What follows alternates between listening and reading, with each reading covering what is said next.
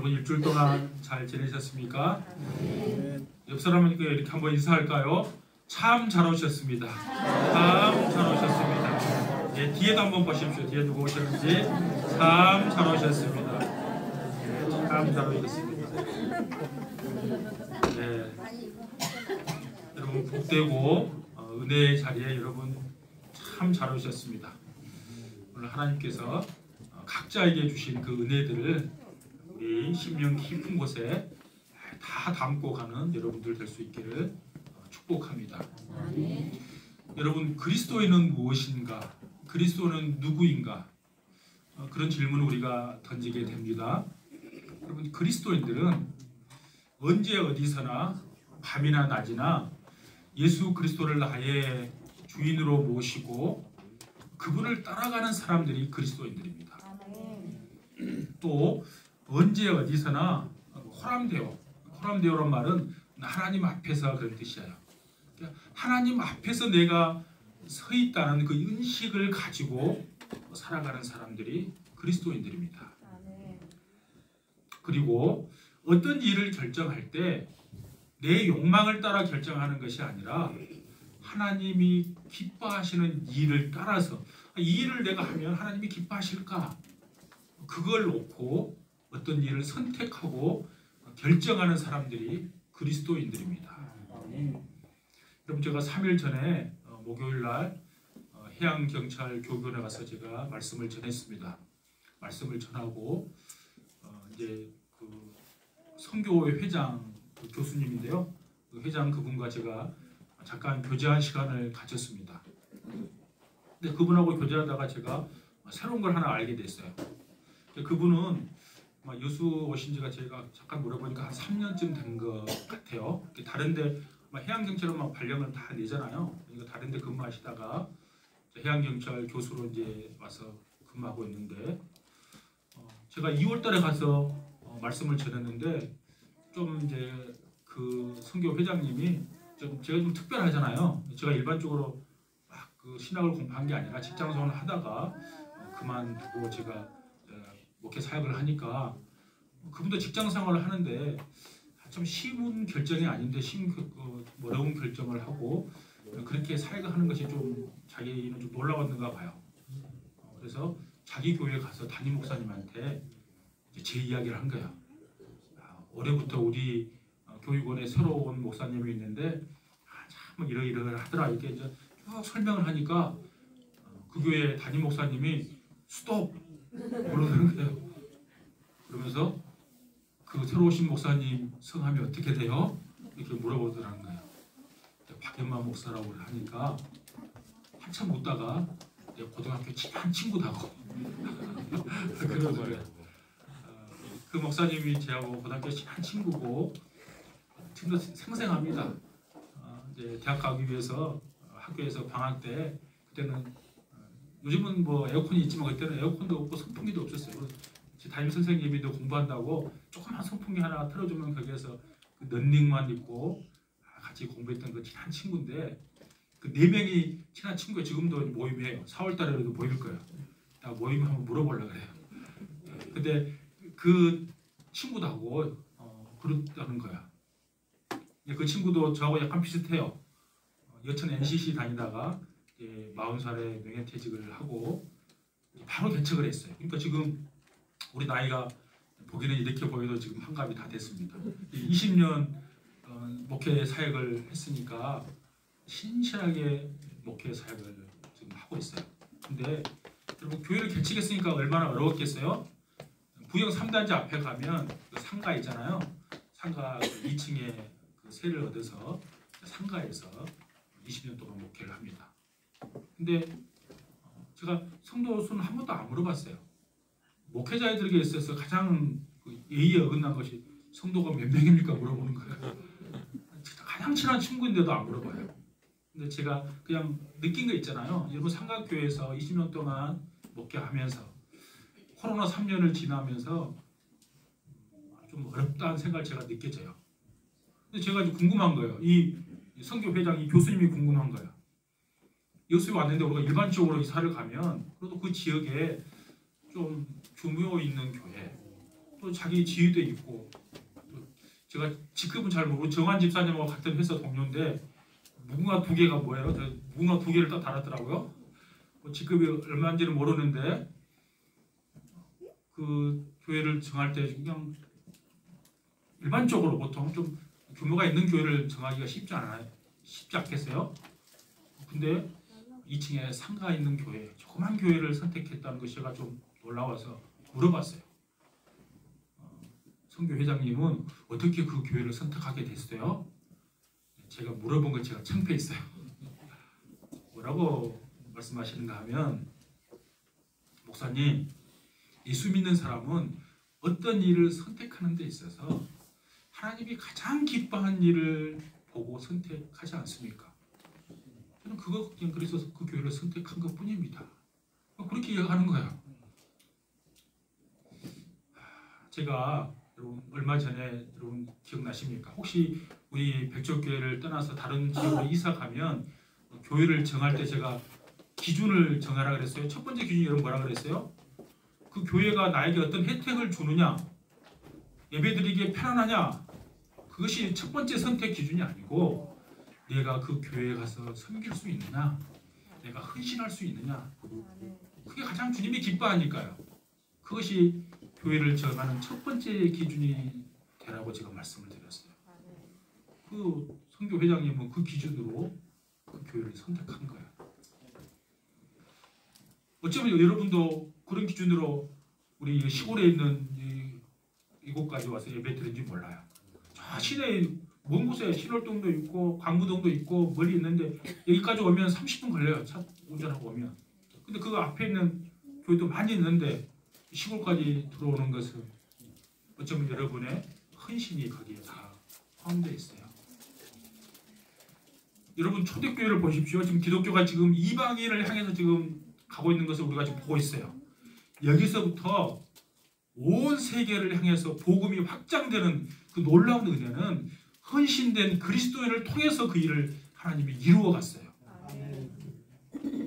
헌신된 그리스도인의 그 모습이 오늘 본문에 나타납니다. 여기에서부터 헌신된 그리스도인의 헌신된 모습을 통해서 우리 기독교는 전 세계를 향해서 얻어갔습니다. 여러분 스데반 집사님의 그 죽음, 그 환란 이후에 사람들이 흩어지게 되죠. 그리고 그 흩어진 사람들이 안디옥까지 가서 유대인들에게 복음을 전했다고 19절에 기록되어 있어요. 근데 일부는 유대인들에게만 복음을 전하는 것이 아니라 헬라인에게까지 복음을 증거합니다. 그 말씀이 20절입니다. 그리고 20절을 다시 보십시오. 그 중에 구브로와 구레네 몇 사람이 안디옥에 이르러 헬라인에게도 말하여 주 예수를 전파하니 그랬습니다. 유대인을 뛰어넘어 헬라인에게도 복음이 전파된 것입니다.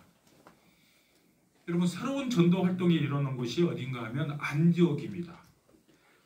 여러분 우리나라도 보면 여러분 가끔 지나가다 보면 안디옥 교회에 있는 거 많이 간판 보십니까? 왜 그런가 하면 가장 의미 있는 초대교회, 그러니까 복음이 이방을 향해서 나아가는 첫 발을 떼는 교회가 안디옥 교회이기 때문에 그 의미가 초대교회에서 아주 의미가 있고 교회 역사에서도 아주 의미가 있기 때문에 많은 교회들이 안디옥 교회에 그렇게 교회 이름을 지어요. 그리고 안디옥 교회는 동서양을 잇는 요충지에 있었습니다. 그 헬라 문화의 중심권에 있는 것이 안디옥 교회였습니다. 그러니까 동양과 서양의 문화가 융합되는 곳이 안디옥이었습니다. 지금은 그 위치가 어디가 있는가 하면 옛날 표현하면 터키죠. 지금 튀르키예, 터키 지역에 지금 안디옥 교회가 있어요. 역사학자였던 요세푸스는 초대교회 그게 인구를 50만 명이 살았던 도시라고 이 책에서 기록해 놨습니다. 생각해 보세요. 초대교회 50만 명이 모여도 지금은 50만 명이 안 돼요. 지금 안디옥 그 지역에는 여수와 비슷해요. 항구도 끼고 있는데 30만 명밖에 안 돼요. 근데 그 당시는 50만 명이었으니까 얼마나 큰 도시였는지 알 수 있어요. 로마 제국 가운데 가장 큰 도시가 로마였고요. 두 번째는 알렉산드리아고 세 번째로 큰 도시가 이 안디옥이었어요. 이게 국제적인 도시, 그곳에 지금 교회가 세워진 거예요. 다른 지역 출신 유대 크리스천들이 와서 안디옥에 이방인들에게 복음을 전하니까 놀라운 역사가 일어났습니다. 여러분 21절을 보십시오. 21절 주의 손이 그들과 함께 하심에 수많은 사람들이 믿고 주께 돌아오더라. 아멘. 수많은 사람들이 믿고 주께 돌아오더라. 여러분 원래부터 주님은 이 일을 하고 싶었을 거예요. 근데 그 누구도 복음을 전하지 않으니까 복음의 놀라운 역사가 그곳에 일어나지 않은 거예요. 근데 이방인에게, 헬라 사람들에게 복음을 전하니까 수많은 사람들이 믿고 주님께 돌아오는 역사가 그곳에 일어났다는 말입니다. 오늘날도 마찬가지입니다. 여러분 보십시오. 3월 30일 날 우리 부활주일 날 새가족 초청 예배로 우리가 드리려고 기도하고 있습니다. 복음을 증거하는 것은 단순합니다. 증거하면 돼요. 예수 믿으면 참 좋습니다. 그렇게 전하는 거예요. 그리고 우리 교회 오면 시골에 있지만 가정 같은 교회, 푸근한 교회입니다 라고 복음을 전하는 거예요. 내가 이 복음을 전하면 저 사람이 어떻게 생각할까? 또 나를 어떻게 생각할까? 이거 생각하니까 복음을 전하지 못하는 거예요. 이 복음을 전하고 나면 그 뒤의 일은 성령의 하나님께서 책임져 주시는 거예요. 그 뒤의 일은 내가 어떻게 할 수 없어요. 우리가 해야 할 일은 입을 열어서 복음을 증거하는 거예요. 예수님 믿으면 참 좋습니다. 전하는 거예요. 무명의 몇 명의 유대인들이 전한 복음의 내용이 무엇이었습니까? 유대인 나사렛 예수가 온 인류를 구원한 구세주고 주님이라는 사실을 그들은 선포했습니다. 여러분 그 당시 지중해 주변 세계를 제패한 로마 제국 입장에서 보면 유대는 저 동쪽에 있는 변방이죠. 그러니까 아주 시골이에요. 그것도 예수님이 태어난 곳은 나사렛이니까 더 시골이에요. 유대 사람이고 나사렛 출신 그 예수가 온 인류를 구원할 구세주고 주님이라는 사실을 그들은 증거했어요. 근데 더욱 놀라운 것은 이 복음을 들은 헬라 사람들입니다. 여러분 헬라 사람들은 당시 아주 자부심이 있는 사람들이에요. 그런가 하면 그들의 문학과 문화 그리고 철학과 역사가 가장 그 당시에 발전한 도시가 그리스 사람들이에요. 그 사람들이 가장 시골에 있는 유대 사람 그 복음 예수 그리스도를 받아들이는 것은 쉽지 않을 거예요. 그렇잖아요. 나보다 못하는 이 나라 여기서 온 인류를 구원한 예수가 태어났다는 것이 내가 제일 잘 사는데 또 문화적으로 가장 뛰어난데 그것을 받아들이기가 쉽지 않았을 거예요. 근데 그들은 다 예수를 아는 사람들이 받아들였다고 성경은 기록하고 있습니다. 그 이유가 무엇입니까? 해답은 21절에 그대로 나와 있어요. 주의 손, 즉 하나님의 손이 그들과 함께 했기 때문이에요. 우리는 여기서 중요한 교훈을 얻을 수 있습니다. 우리가 누구든지 겸손하게 주님의 손에 사로잡히기만 하면 그의 삶에 놀라운 하나님의 역사가 일어날 줄로 믿습니다. 나는 자격이 없다, 부족하다, 배움이 없다, 예수 믿은 지 얼마 되지 않는다. 여러분 이거 중요하지 않습니다. 중요한 것은 내가 하나님의 손에 붙들려 있느냐가 중요한 것입니다. 내가 하나님의 손에 붙들려 있다면 마른 막대기와 같은 내가 새싹이 돋고 꽃이 피우고 열매를 맺어갈 줄로 믿습니다. 중요한 것은 저와 여러분이 하나님의 손에 붙들린 바 되는 거예요. 이러한 안디옥에서의 역사와 소문이 이제 예루살렘까지 알려지게 됩니다. 그러자 예루살렘 교회는 중요한 결정을 합니다. 여러분 본문을 다시 한번 보세요. 22절, 23절입니다. 22절 23절은 같이 읽을까요? 시작. 예루살렘 교회가 이 사람들의 소문을 듣고 바나바를 안디옥까지 보내니 그가 일어나 하나님의 은혜를 보고 기뻐하여 모든 사람에게 굳건한 마음으로 주와 함께 머물러 있으라. 아멘. 예루살렘 교회가 바나바를 안디옥 교회 목회자로 파송합니다. 근데 바나바가 안디옥 교회에서 가서 보니까 하나님의 은혜의 역사가 아주 있었던 것을 그가 깨닫게 돼요. 그래서 본문에 뭐라 그래요? 그가 기뻐했다 그럽니다. 그 모습을 본 바나바는 그들에게 굳건한 마음으로 주님과 함께 머물러 있으라고 권면합니다. 굳건한 마음으로 주님과 함께 머물러 있는다는 것이 여러분 구체적으로 무슨 뜻일까? 함께 머물러 있다라고 번역된 헬라어 동사는 꼭 붙어 있다 그런 의미예요. 그러니까 굳건한 마음으로 주님과 함께 머물러 있는 것은 아주 굳세고 흔들림 없는 마음으로 내가 절대로 주님을 놓치지 않겠다는 결단의 마음으로 주님께 딱 붙어 있는 것을 말하는 거예요. 지금 이 세상에 어떤 일이 벌어져도 내 삶에 어떠한 일이 일어나도 나는 주님께 꼭 붙어 있겠다 하는 것이 믿음입니다. 그 믿음은 굳건한 마음으로 주님께 붙어 있는 거예요. 여러분 우리가 살다 보면 우리의 인생길에 항시 좋은 일만 있지 않습니다. 때로는 내가 정말 감당하지 못한 어려운 일들 우리 인생 가운데 있습니다. 그게 너무 어려우면 예배당에 나와서 하나님 앞에 예배 드리는 것조차도 힘들 정도로 나 꼭 이렇게 이 상황에서 내가 예배 드리러 꼭 나가야 되는가 그런 마음이 들 때 여러분 가끔 있지 않습니까? 그런 일이 우리에게 반드시 찾아와요. 그럴 때 우리는 너무 힘들지만 그런데 진짜 믿음이 무엇인가 하면 그럼에도 불구하고 나는 주님께 붙어 있겠다. 어떤 일이 있어도 나는 주님의 손을 놓지 않겠다. 굳건한 마음으로 주님께 붙어 있는 것. 그게 믿음이에요. 여러분 이들은 유대인들이 아니라 이방인들이었습니다. 그리스 사람들이었습니다.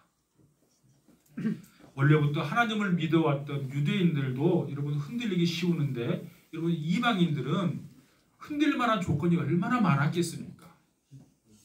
그렇기 때문에 어떠한 일이 닥쳐와도 주님께 붙어 있으라고 지금 바나바가 조언하고 있는 거예요. 오직 굳건한 마음으로 주님께 꼭 붙어 있는 사람만이 하나님의 진정한 자녀로 참된 그리스도인으로 살 수가 있습니다. 왜냐하면 그러한 사람들을 통해서만 주님의 말씀의 능력과 생명이 온전히 역사할 수 있기 때문입니다. 여러분 우리 교회에 이제 나와서 예수 믿은 지 얼마 되지 않는 사람들 특별히 내가 꼭 이렇게 예수 믿어야 될까? 여기 가면 예수 믿으면 좋은 일만 있을 줄 알았는데 어려운 일을 당하고 나면 여러분 마음이 흔들릴 때 있어요. 여러분 그런 마음이 들 때마다 여러분 그 마음 다 뿌리치고 온전히 하나님 앞에 붙어 있는 저와 여러분 될 수 있기를 축복합니다. 아멘. 여러분 그런데 이런 일을 가능케 한 바나바가 어떤 사람일까요? 24절을 보십시오. 24절 같이 읽습니다. 시작. 바나바는 착한 사람이요 성령과 믿음이 충만한 사람이라. 이에 큰 무리가 주께 더하여 지라. 아멘. 바나바가 안디옥 교회 교인들에게 굳건한 마음으로 주님께 붙어 있으라고 권할 수 있었던 것은 바나바가 착한 사람이고 성령과 믿음이 충만한 사람이었기 때문입니다.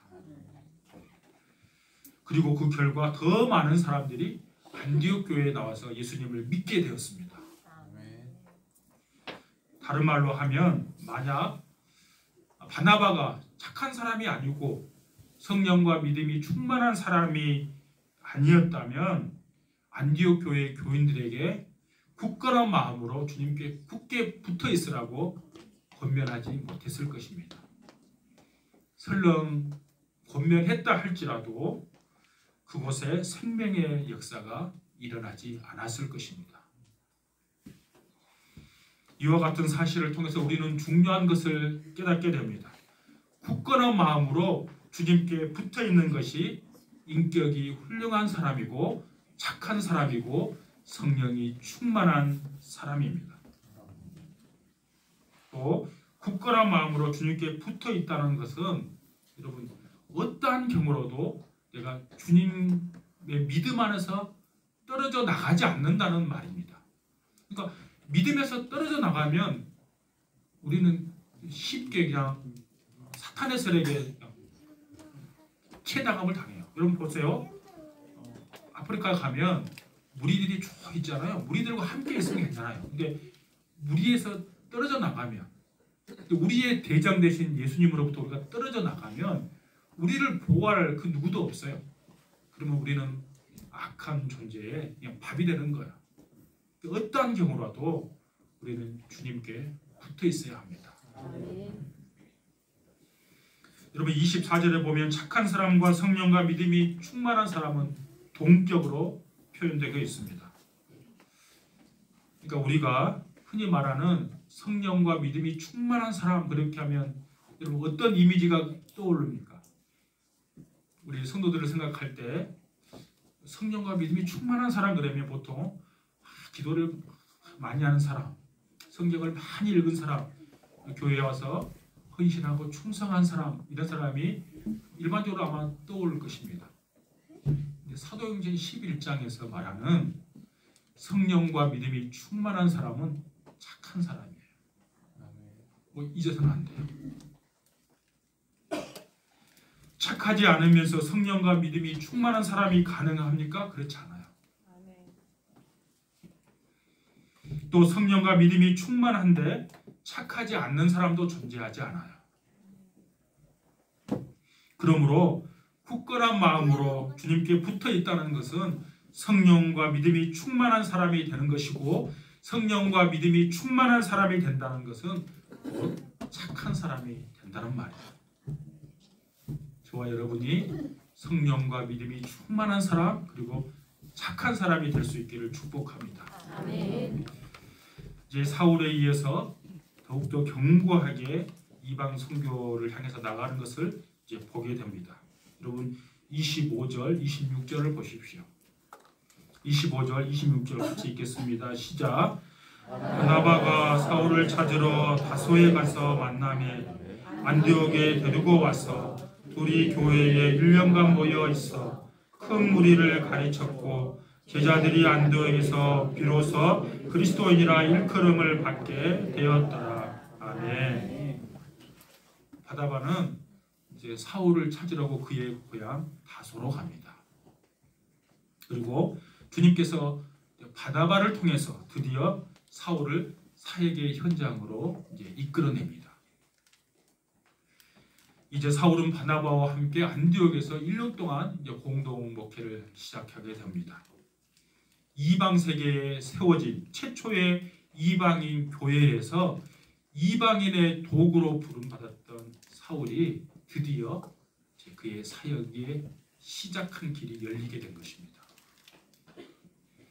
사울로 불리었던 바울이 바나바와 함께 안디옥에서 최선을 다해서 목회했던 그 결과가 무엇이었는가 하면, 안디옥에 있는 성도들이 그리스도인이라고 불림을 받았다는 거예요. 여러분, 그리스도인이란 말은 그리스도를 따르는 사람, 그리스도를 닮은 사람, 작은 그리스도, 그런 의미를 갖습니다. 오늘날 우리나라 말로 바꿔 말하면 우리가 흔히 보통 그런 말 쓰죠. 예수쟁이, 그런 뜻이에요. 여러분, 예수쟁이 그러면 두 가지 의미가 그게 포함되어 있죠. 좋은 의미도 있고 안 좋은 의미도 있잖아요. 당시 초대교회도 똑같아요. 그리스도인 그러면 긍정적인 의미와 부정적인 의미가 동시에 다 있었어요.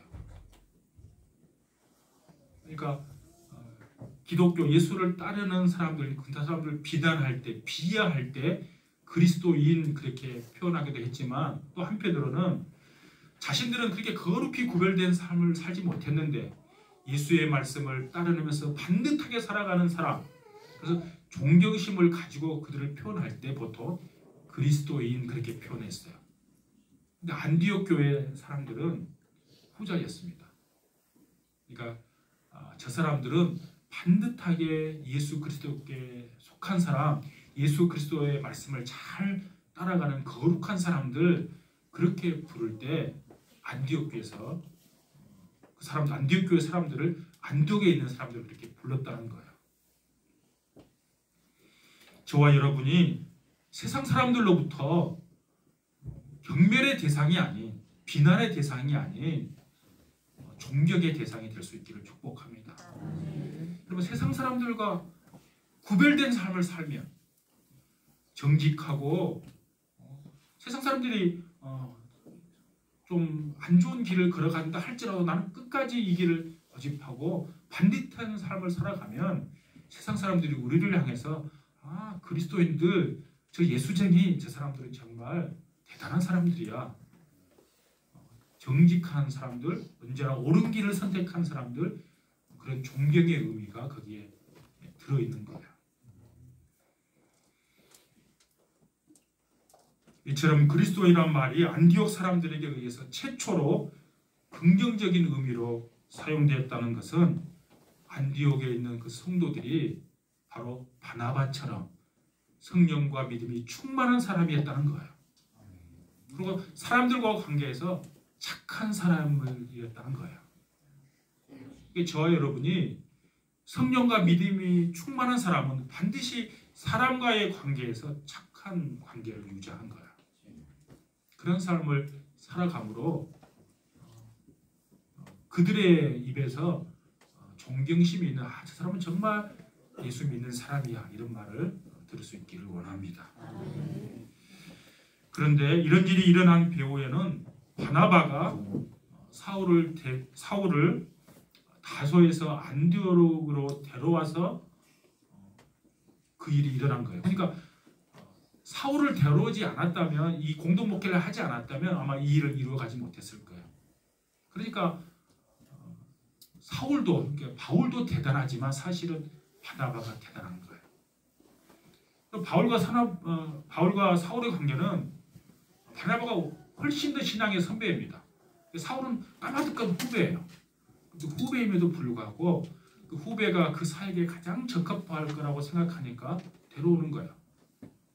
그리고 여러분, 사울은 어떤 사람입니까? 교회를 핍박했던 사람이었지 않습니까? 그런 사람을 데려오실 수 없던 것은 바나바가 겸손한 사람이고 사울을 데리고 오는 것이 안디옥 교회에 유익이 될 것이라고 하나님께서 사울을 이방인 사도로 세웠으니 이 사람을 통해서 안디옥 교회를 섬기면 더 하나님의 역사가 일어날 것을 믿고 그렇게 순종한 거예요. 그러니까 바나바는 겸손한 사람이었고 자신을 드러내는 것보다 교회의 공동체의 유익을 추구한 사람이에요. 우리가 이거 필요해요. 이거 쉽지 않아요. 우리는, 저를 포함해서 다 우리는 욕망 덩어리예요. 나에게 손해가 조금만 있으면 그거 안 보려고 그래요. 저를 포함해서 우리 모두가 다 욕망 덩어리이기 때문에 그래요. 제가 나왔던 국제신대원 초대 총장이 장재호 박사님이었는데요. 성은교회 담임 목사님을 섬겼어요. 그냥 아주 총장이 지금 제가 몇 대인가 잘 잊어버렸는데 그분 총장할 때 가장 존경받는 일대 초대 총장이었어요. 그분이 정년을 맞이하고 70이 되니까 교회 성도들이 70에 은퇴해야 되잖아요. 온 성도들이 은퇴를 막았어요. 1년만 더 있어 주십시오. 나는 그렇게 할 수 없다고. 그 목사님이 해외로 막 여러 곳에 말씀을 전하러 다녔어요. 그러니까 교회에 있는 것이 나가 짐이 되니까 나는 이제 은퇴도 내가 할 사역이 많이 남으니까 나는 은퇴하겠다고. 온 성도들이 1년만 한 게 80세까지 했어요. 특별한 경우죠. 얼마나 그 목사님이 교회를 잘 섬겼는지를 알 수 있어요. 근데 정년이 70이 맞았는데도 교단을 탈퇴해서 정년이 없는 교단을 가서 하는 목사님도 있어요. 성도들은 원하지 않는데 내가 그냥 탈퇴해서 정년 무시하고 목회하는 목사님도 개중에 있어요. 뭐 어떤 것을 하나님 기뻐하실까요? 우리는 어떤 일을 선택하는 데 있어서 언제나 하나님이 기뻐하는 일을 선택해야 하는 거예요. 교육원에 있던 그 선교 회장이 교회를 선택하는 데 있어서 내 유익을 선택하는 것이 아니라 하나님이 기뻐하는 일을 찾아서 교회를 선택한 것처럼 내 욕망을 채우는 수단으로 어떤 일을 선택하는 것이 아니라 교회의 공동체 유익을 위하고 하나님이 기뻐하는 일을 선택할 수 있기를 원합니다. 제가 그렇게 되기를 원해요. 구원받은 그리스도인으로 산다는 것은 그의 인생에 비바람이 멎는다는 것을 의미하지 않습니다. 예수님을 믿어도 비바람과 폭풍이 여러분 얼마든지 우리 인생 가운데 찾아올 수 있어요. 폭풍과 지진이 일어나서 우리 인생의 뿌리째 흔들릴 수 있어요. 비바람과 눈보라가 우리의 가슴 깊은 곳에 몰아쳐서 우리의 마음이 얼어붙게 만들 때도 있어요. 그렇다 할지라도 저와 여러분이 주님께 꼭 붙어 있어서 우리 자신의 손과 발을 진리와 생명의 도구로 하나님께 드리는 삶을 살 수 있기를 원합니다. 아멘. 하나님을 사랑하고 이웃을 사랑하는 삶을 살아갈 수 있기를 원합니다. 아멘. 매일 삶 가운데 우리가 하나님 앞에 선 그리스도인의 모습으로 매일매일 삶이 하나님께서 기뻐하시는 일을 선택하고 결정하고 나아가는 참된 그리스도인으로 살아가는 저와 여러분 다 될 수 있기를 축복합니다.